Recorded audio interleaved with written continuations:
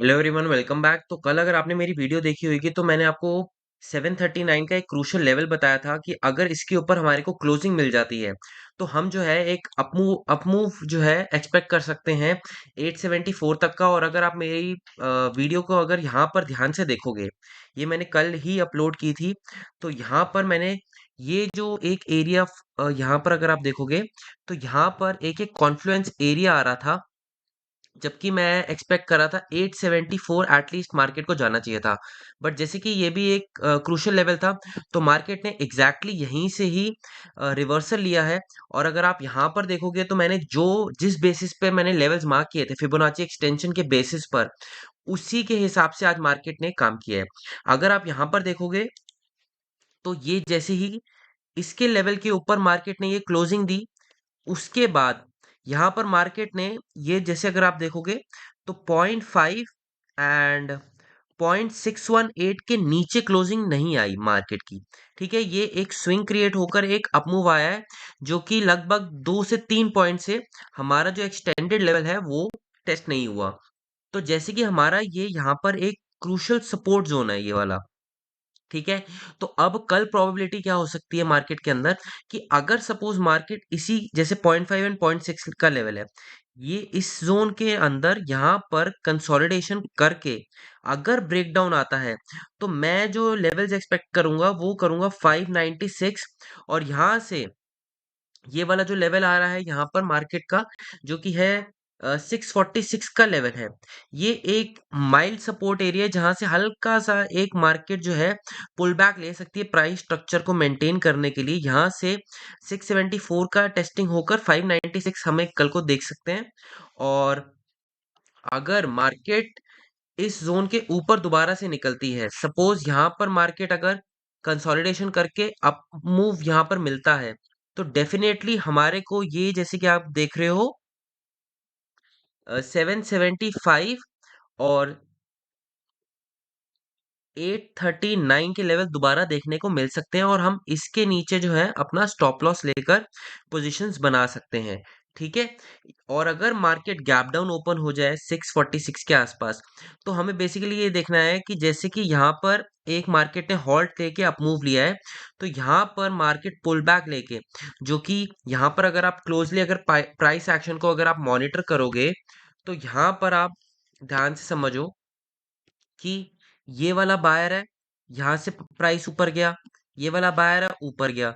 ठीक है, ये वाला बायर भी ऊपर है, और यहाँ से अब यहाँ पर क्लोजिंग जो हुई है ये एक तरह से डेथ लेवल क्लोजिंग हुई है। Death level closing in the sense कि जहां पर मल्टीपल बायर्स जो है एक्टिवेट हो सकते हैं, उसके पास ही जब प्राइस की क्लोजिंग हो जाती है तो उसको बोलते हैं डेथ लेवल क्लोजिंग। अगर इसके नीचे प्राइस सस्टेन करता है, ये भी बायर आउट होएगा, ये भी बायर आउट होएगा, और ये भी बायर आउट होएगा, जिसकी वजह से हमारे को प्राइस जब कवर होगा तो एक एग्रेसिव मूव मिल सकता है 596 का। ठीक है, और हमें जो सेकेंड लेवल जो मिल सकता है वो अगर आप देखोगे तो 496 का। ये स्ट्रक्चर कंप्लीशन है, जो कि मैंने अपनी कल की वीडियो में भी बताया था कि मैं एक्सपेक्ट एक बार ही करूंगा जरूर कि 496 या 461 प्राइस एक बारी टेस्ट करके एक स्विंग क्रिएट करके अप मूव दे। वरना हम जो है जो हमारे जो एक्सपेक्टेशन होगी 596 जो ब्रेकआउट जोन है। ठीक है, और अगर हम एक मिडिल जोन निकालना चाहे यहां से लेकर यहां तक का, तो हमारे पास जो एक मिडिल टारगेट जो बनकर आता है वो बनकर आ सकता है 549 का।